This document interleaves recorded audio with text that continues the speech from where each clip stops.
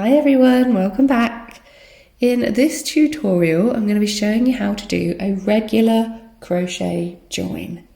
This one's used all the time, it's really common, it's really simple, and I'll be taking you through some information about that now. So, you can use this to join granny squares, but we aren't in this project.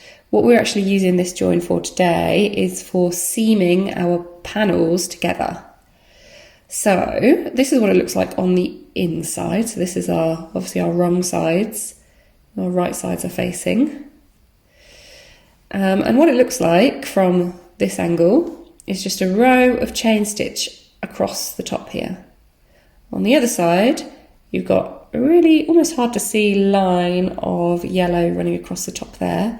And when it's opened out flat from the back, what you get is this obvious seam, and can you see that it's kind of raised? It doesn't lie completely flat. From the front you can also see it. It looks like this. So if you're going to be doing one of these, I recommend you do them in the same colour as your body so that you can't see it, or if you want to have an obvious seam, obviously go ahead and use a different colour. So the good thing about this seam is it's really simple, but also you don't have to have the exact lineup that you do with slip stitch join. That's a mouthful. So for instance, you could take your squares and you could seam them like this. You could have them starting here if you wanted to. You don't have to have them in alignment.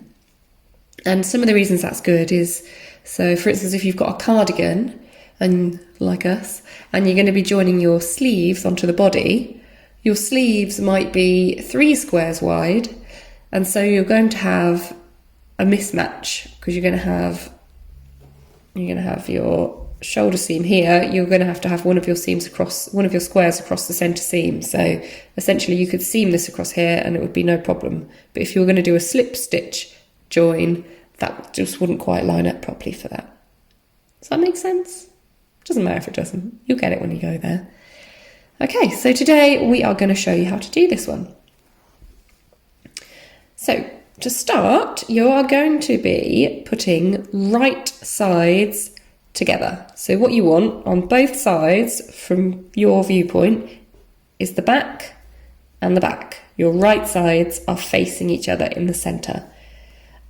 A bit like a little granny square sandwich. And you're going to be working across the top here, okay? So we're going to get our hook and our joining yarn, and we are going to take our hook and we're going to put it through the chain. So for this one, you want to have 2 loops from each of your chains on your hook. So you should have 2 loops on the, can you see that? 2 loops on the top of the hook there, 1 underneath it. So then we're going to find the same on the opposite side. I'm going to go under 2 of the loops of the chain. It's a bit fiddly to get started in these corners. It's easier once you get onto the main bit. There we go. So there we go. We've got 1, 2, 3, 4 loops on the hook, and that is underneath 2 working chains. So just like before, we're going to grab our yarn and pull that through because we're going to tie this in. So pull it all the way through, leave yourself a bit of a tail, tie it on. And then we're going to go back into that same chain space and pull up a loop. So that should be a bit easier the second time around, she says, because you've got a knot in there. Yeah. Grab your yarn, pull it through. So now you've got a working loop through those 2 chains. So now we're going to find our next set of chains. So for this one, there's our next one, and there's our next one. So again, you should have 4 loops on the hook because you've put your hook underneath 2 of these top chains.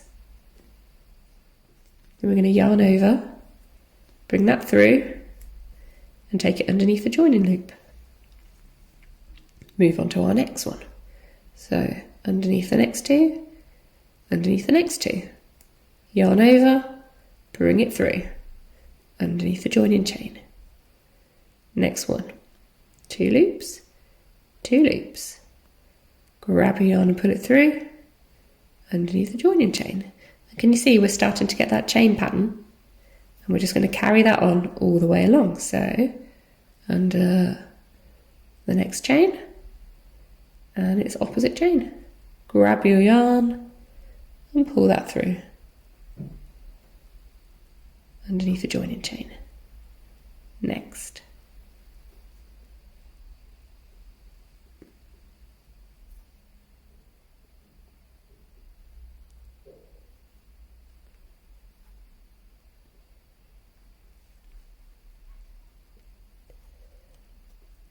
And we're about halfway. So we're going to carry that on all the way across.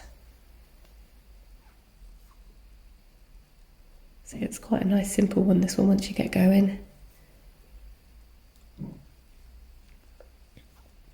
And you could do your whole cardigan like this if you wanted to, it wouldn't be wrong. It just doesn't give quite as flat an appearance to your squares. Okay, we're almost across. So we're almost in this corner now, we just need to work into these corner bits. They're a bit more fiddly. So that's that one. That's that one.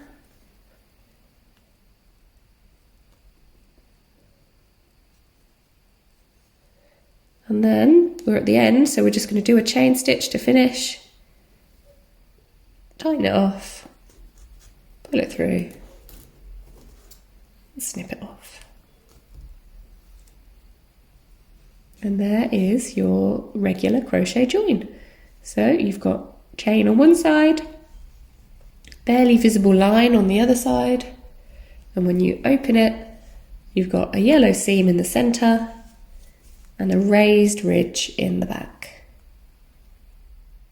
And that is your regular crochet join.